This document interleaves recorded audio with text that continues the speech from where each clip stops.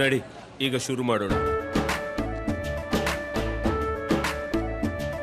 ಕೇಸರಿಯಿಂದ ಮನೋಲ್ಲಾಸ ಮನಸ್ಸು ಮತ್ತೇರಿ ಕುಣಿದಾಡಿದೆ ನೋಡು, ಮನಸ್ಸು ಮತ್ತೇರಿ ಕುಣಿದಾಡಿದೆ ನೋಡು.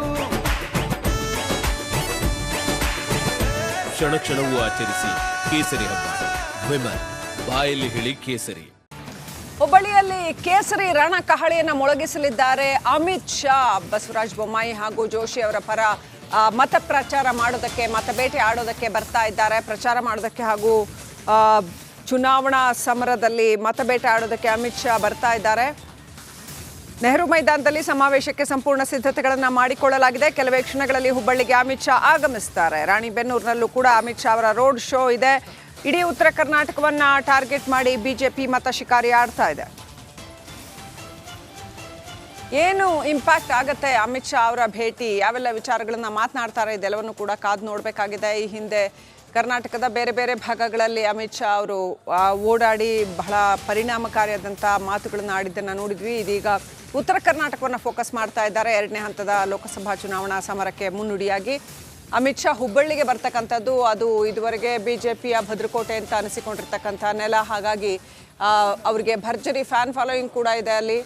ಸೊ ಹೇಗಿರುತ್ತೆ ಅಮಿತ್ ಶಾ ಅವರ ಹುಬ್ಬಳ್ಳಿ ಭೇಟಿ ಮತ್ತು ಈ ಉತ್ತರ ಕರ್ನಾಟಕ ಭಾಗದ ಪ್ರಚಾರ ಕಾರ್ಯಕ್ರಮಗಳು ನೋಡಬೇಕಾಗಿದೆ.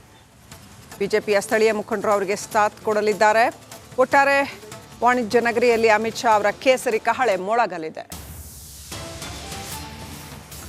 ಚುನಾವಣಾ ಚಾಣಕ್ಯ ಅಂತಲೇ ಹೆಸರು ಪಡೆದಿರ್ತಕ್ಕಂಥ ಅಮಿತ್ ಶಾ ಅವರ ಮಾತುಗಳು ಎಷ್ಟರ ಮಟ್ಟಿಗೆ ಪರಿಣಾಮಕಾರಿಯಾಗಿವೆ. ಈ ಹಿಂದಿನ ನಿದರ್ಶನಗಳನ್ನು ನೋಡಿದ್ರೆ ಒಂದು ಟೋನ್ ಸೆಟ್ ಮಾಡ್ತಾರೆ, ಅವರು ನೆರೇಟಿವ್ ಸೆಟ್ ಮಾಡ್ತಾರೆ, ಎಲೆಕ್ಷನ್ಗೆ ಅಜೆಂಡಾ ಸೆಟ್ ಮಾಡುವಂಥ ಕೆಲಸವನ್ನು ಅಮಿತ್ ಶಾ ಅನೇಕ ಕಡೆಗಳಲ್ಲಿ ಮಾಡಿದ್ದಾರೆ. ಕರ್ನಾಟಕದಲ್ಲೂ ಕೂಡ ಅಮಿತ್ ಶಾ ಅವರ ಹೇಳಿಕೆಗಳು ಸಾಕಷ್ಟು ಪರಿಣಾಮಕಾರಿಯಾಗಿರುತ್ತೆ. ಕಡ್ಡಿ ತುಂಡು ಮಾಡದಂತೆ ಖಡಕ್ ಆಗಿ ಹೇಳಿಕೆಗಳನ್ನ ನೀಡ್ತಾರೆ. ಸೊ ಇವತ್ತು ಹೇಗಿರುತ್ತೆ ಅವರ ಮಾತು, ಇವತ್ತು ಯಾವ ರೀತಿಯಲ್ಲಿರುತ್ತೆ ಅವರ ಪ್ರಚಾರ ಭಾಷಣ, ಕುತೂಹಲ ಗರಿಗೆದರಿದೆ.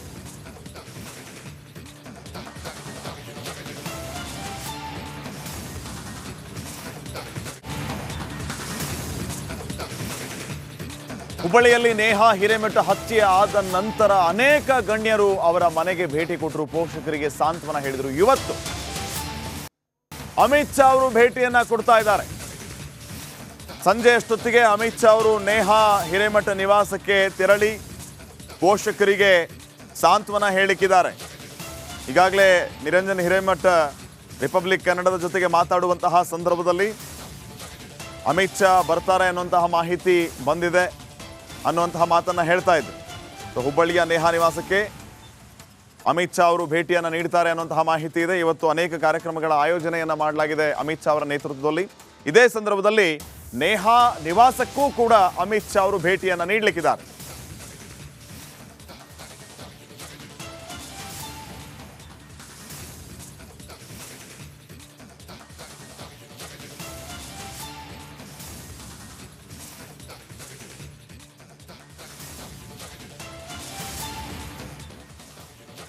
ಇನ್ನು ಈ ಉತ್ತರ ಕರ್ನಾಟಕದ ಅಮಿತ್ ಶಾ ಭೇಟಿಗೆ ಸಂಬಂಧಪಟ್ಟಂತೆ ಹಾಗೂ ನೇಹಾ ಮನೆಗೆ ಅಮಿತ್ ಶಾ ಭೇಟಿ ಕೊಡ್ತಾ ಇರೋದು ಎಲ್ಲ ವಿಚಾರಗಳಿಗೆ ಸಂಬಂಧಪಟ್ಟಂತೆ ನಮ್ಮ ಪ್ರತಿನಿಧಿ ಮಂಜು ಪತ್ತಾರ್ ಸಂಪರ್ಕದಲ್ಲಿದ್ದಾರೆ. ಹಾಗೆಯೇ ನನ್ನ ಸಹೋದ್ಯೋಗಿ ನಾಗೇಂದ್ರ ಬಾಬು ಕೂಡ ಸಂಪರ್ಕದಲ್ಲಿದ್ದಾರೆ.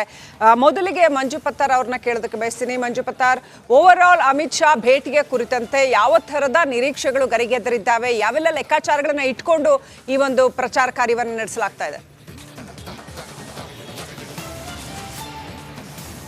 ಹೌದು ಶ್ರೀಲಕ್ಷ್ಮಿ, ಏನಂತಂದರೆ ಈಗ ಬಿಜೆಪಿಯ ಭದ್ರಕೋಟೆಯಾದಂಥ ಹಾವೇರಿ ಗದಗ ಲೋಕಸಭಾ ಕ್ಷೇತ್ರದಲ್ಲಿ ಮತ್ತೊಂದು ಬಾರಿ ಜಯ ಸಾಧಿಸಬೇಕಂಥೇಳಿ ಏನು ಬಿಜೆಪಿ ಈಗಾಗಲೇ ಸಾಕಷ್ಟು ಪ್ರಯತ್ನ ನಡೆಸ್ತಿದೆ. ಅದೇ ಹಿನ್ನೆಲೆಯಲ್ಲಿ ಇವತ್ತು ಹಾವೇರಿಯ ರಾಣೆಬೆನ್ನೂರಿಗೆ ಅಮಿತ್ ಶಾ ಅವರು ಆಗಮಿಸ್ತಾ ಇದ್ದಾರೆ. ಹಾಗಾಗಿ ಸಾಕಷ್ಟು ಏನು ಇಲ್ಲಿ ಇದಾಗಿದೆ ಅಂತಲೇ ಹೇಳ್ಬೋದು. ನಾವಿಲ್ಲಿ ದೃಶ್ಯದಲ್ಲಿ ಸಹ ನೋಡ್ತಾ ಇರ್ಬೋದು, ಏನು 4 ಗಂಟೆಗೆ ಅಮಿತ್ ಶಾ ಅವರದ ಒಂದು ಬೃಹತ್ ರೋಡ್ ಶೋ ಈ ಒಂದು ಮಾರ್ಗದಲ್ಲಿ ನಡೆಯಲಿದೆ. ಹೀಗಾಗಿ ಈಗಾಗಲೇ ಸಾಕಷ್ಟು ಕಾರ್ಯಕರ್ತರು ಕೂಡ ಆಗಮಿಸ್ತಾ ಇದ್ದಾರೆ.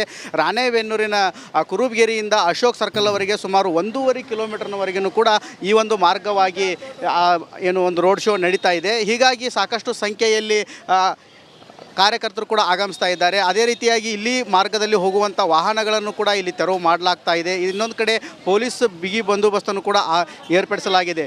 ಏನಂತಂದರೆ ಕಾಂಗ್ರೆಸ್ ಅಭ್ಯರ್ಥಿಯಾದಂಥ ಆನಂದ್ ಸ್ವಾಮಿ ಗಡ್ದೇವ್ರ ಮತ್ತು ಮಾಜಿ CM ಬಸವರಾಜ ಬೊಮ್ಮಾಯಿ ಅವರು ಇಬ್ಬರ ನಡುವೆ ಸಾಕಷ್ಟು ಪೈಪೋಟಿ ಇದೆ. ಹೀಗಾಗಿ ಎರಡೂ ಕ್ಷೇತ್ರದಲ್ಲಿ ಕಾಂಗ್ರೆಸ್ ನಾಯಕರು ಕೂಡ ಭರ್ಜರಿ ಪ್ರಚಾರ ಮಾಡಿದ್ರು. ಆದರೆ ಇವಾಗ ಅಮಿತ್ ಶಾ ಅವರು ಕೂಡ ಆ ಮತಬೇಟೆ ಮಾಡಲು ಬಂದಿದ್ದಾರೆ, ಮತ ಶಿಕಾರಿ ನಡೆಸಲು ಬಂದಿದ್ದಾರೆ. ಹಾಗಾಗಿ ಭರ್ಜರಿ ರೋಡ್ ಶೋ ನಡೆಯಲಿದೆ. ಸುಮಾರು 30,000ಕ್ಕೂ ಹೆಚ್ಚು ಕಾರ್ಯಕರ್ತರು ಭಾಗವಹಿಸುವ ನಿರೀಕ್ಷೆಯೂ ಇದೆ ಅಂತ ಹೇಳ್ಬೋದು.